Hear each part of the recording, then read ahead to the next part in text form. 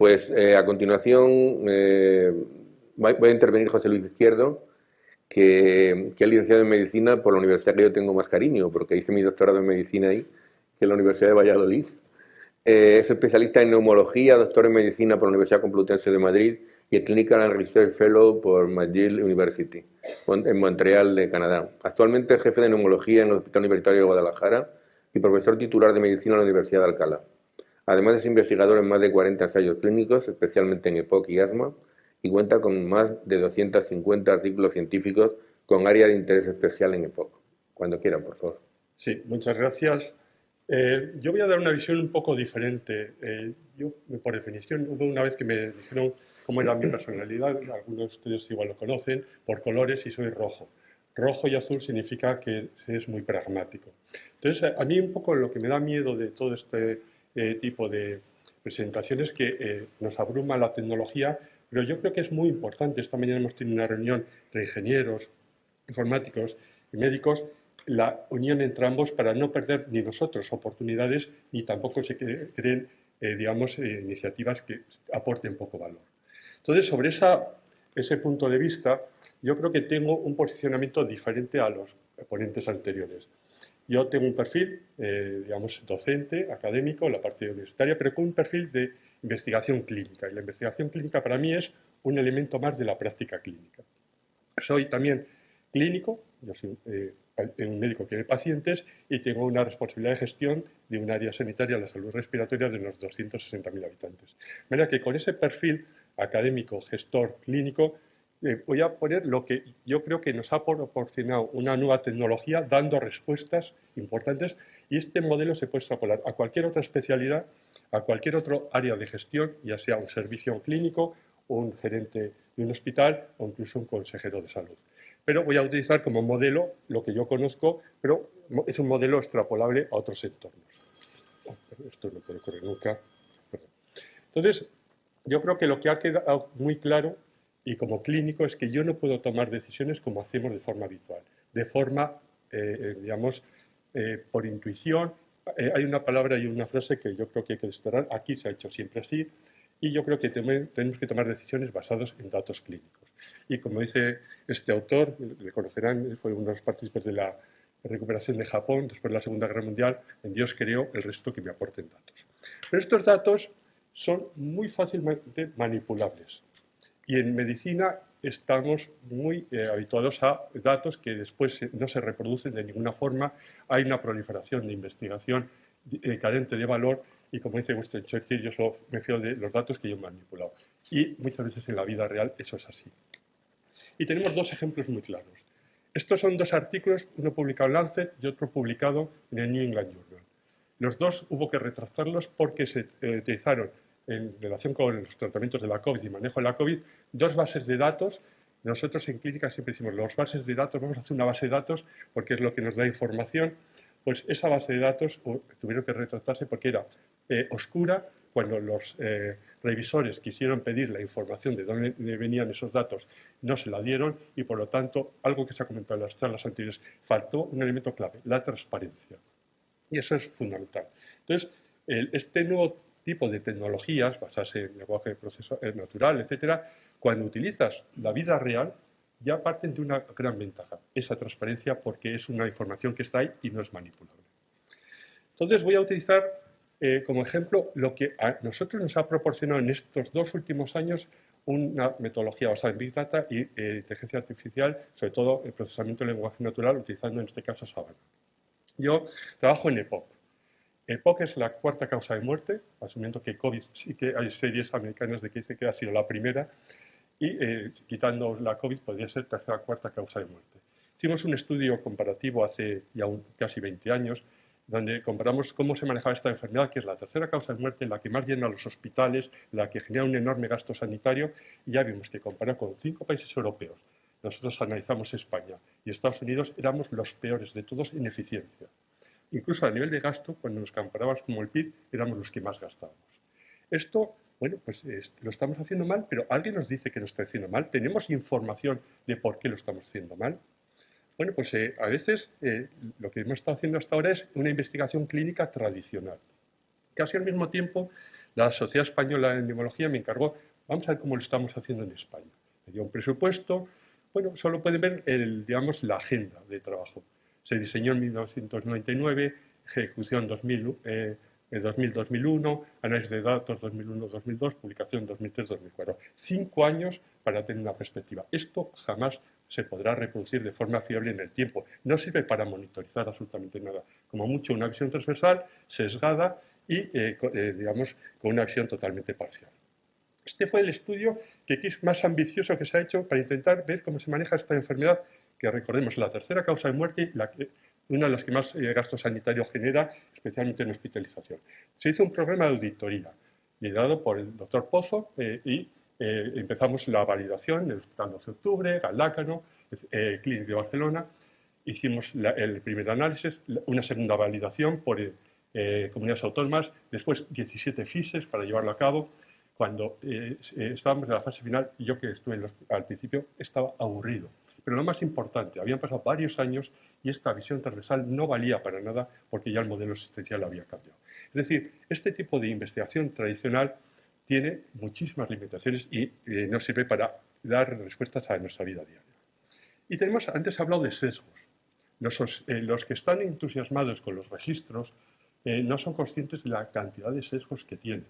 Este es un estudio que podría estar yo orgulloso.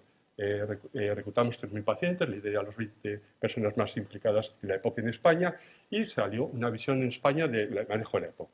Se le dio un primer premio y yo no estoy orgulloso. ¿Por qué? Porque no refleja lo que ocurre en esta enfermedad en España.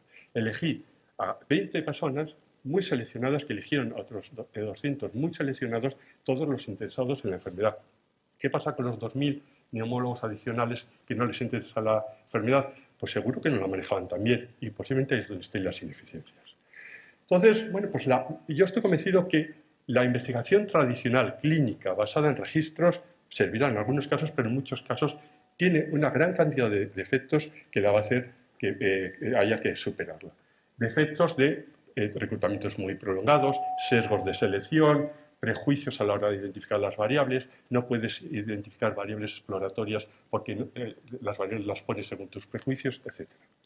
Entonces, en ese escenario, pues hace 2 años contactaron conmigo desde Sabana porque había un proyecto europeo sobre EPOC y, bueno, pues como yo me dedicaba un poco a la EPOC, pues me entusiasmé un poco con la idea y tenía una situación muy favorable.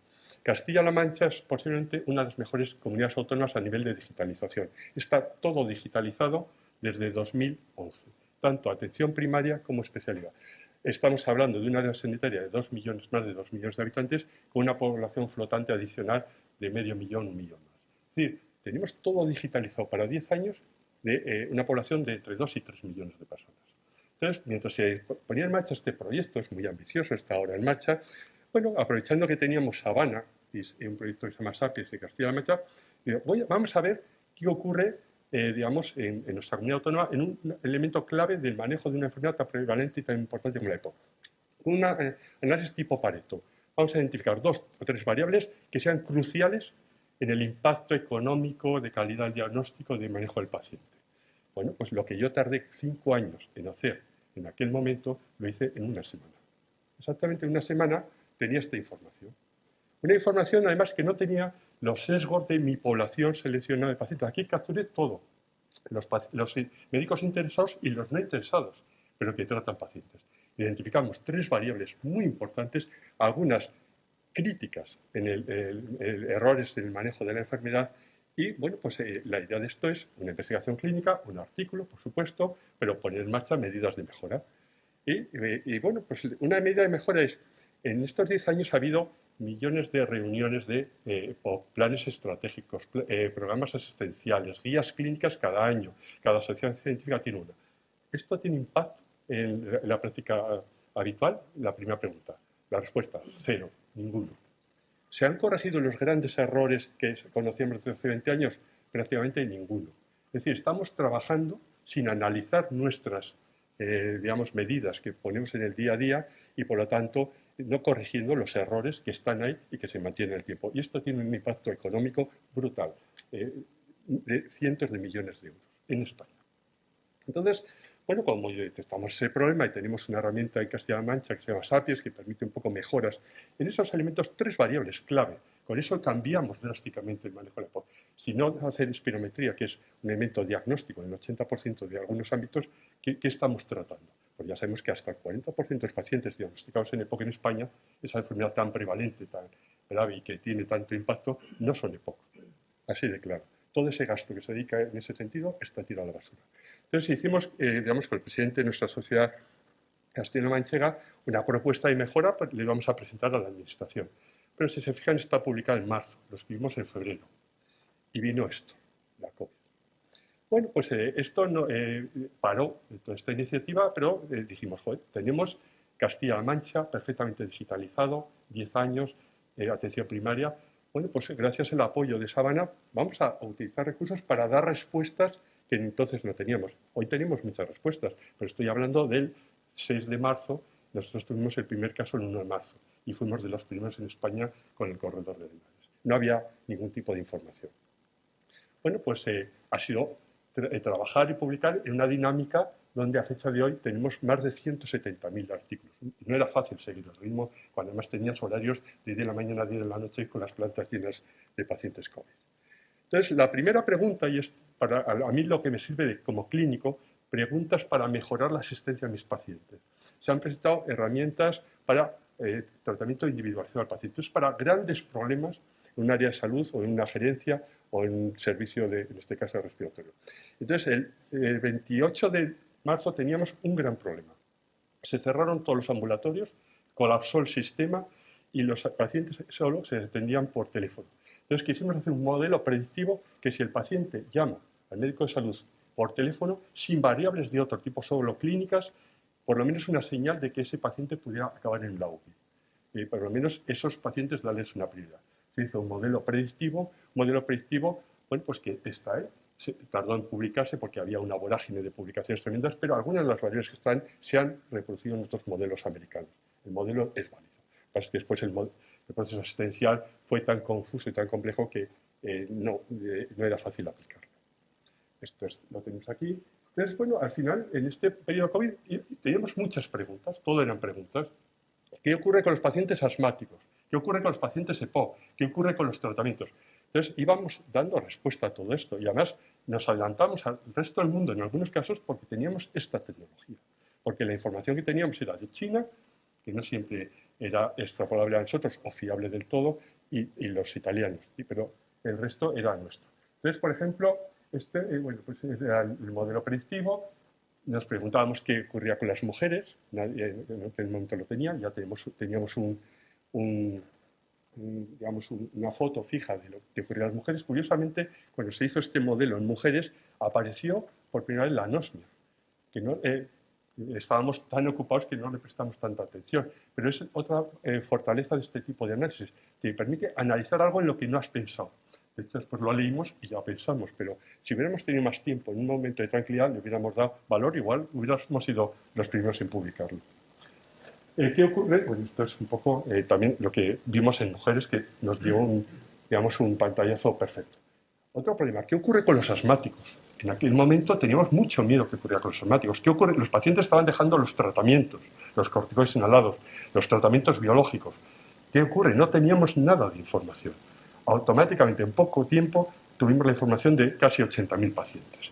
De hecho, esto se publicó en el European Respiratory Journal y hay un editorial que coge como modelo de información clínica, dice que hay que avanzar en ensayos clínicos, como modelo de información clínica, este artículo y uno coreano.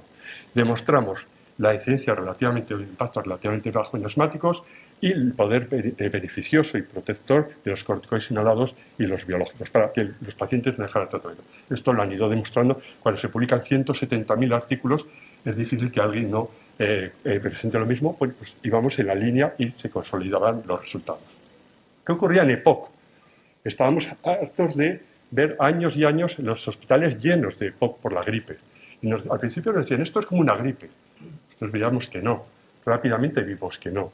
Y decían, bueno, pues es que el EPOC sí que aumenta un poco más el riesgo, pero el EPOC es mayor, tiene hipertensión, tiene comorbilidades cardiovasculares. ¿Cuánto influye el EPOC y cuánto influye el otro? Entonces, el primer estudio también que demuestra, haciendo modelos de ajuste, que la EPOC por sí sola sin los factores de riesgo, también es un factor de riesgo que multiplica la mortalidad y mortalidad. Y además vimos que esto no es la gripe. Comparamos la gripe de los 2 últimos años y el ingresos hospitalarios nada tiene que ver del 5,9% del año anterior o de los años anteriores frente a casi el 40% cuando cogían COVID, con la mortalidad que era 400 veces superior a lo que es una gripe. Bueno, esta información se fue casi desarrollando en tiempo real. Tardaba más en publicarse por el colapso de las revistas, pero la teníamos prácticamente en abril, teníamos toda esta información. Y bueno, acaba la COVID y ya estoy acabando. Entonces, esto se extrapola a cualquier actividad de nuestro día a día donde queremos responder preguntas clave asistenciales, de gerencia, de gestión. Por ejemplo, se nos ocurrió, ya en periodo post-COVID, tenemos 4 o 5 preguntas para responder una. Este es un artículo prácticamente ya aceptado para publicar. ¿Qué ocurre con el uso de corticoides sistémicos en asmáticos? Porque creemos que está totalmente desarbolado. Y eso indica una muy mala práctica clínica en una patología muy frecuente como es el asma. Lo confirma. Hay un problema gravísimo de uso de corticoides sistémicos. ¿Esto qué ha hecho? Bueno, saldrá la publicación, yo creo que dentro de 1 o 2 meses, pero ha hecho que vayamos a farmacia ya y nos saquen automáticamente los listados en mi área sanitaria para hacer un plan de mejora en esta población. Entonces, bueno, pues solo para acabar, si esto lo hemos hecho en un hospital modesto, en una situación tremenda, prácticamente no tenemos ningún fin de semana libre, horarios de 10 a 10, es cierto que con una enorme colaboración, saben a quien agradezco muchísimo el apoyo, pero gracias a esa digitalización, por eso cuando alguien habla de digamos, historia en papel, yo tuve que pedir una historia en papel hace poco para ver lo que había ocurrido hace 15 años en pacientes y no entendía que alguien pudiera trabajar en eso. Es que es algo anacrónico.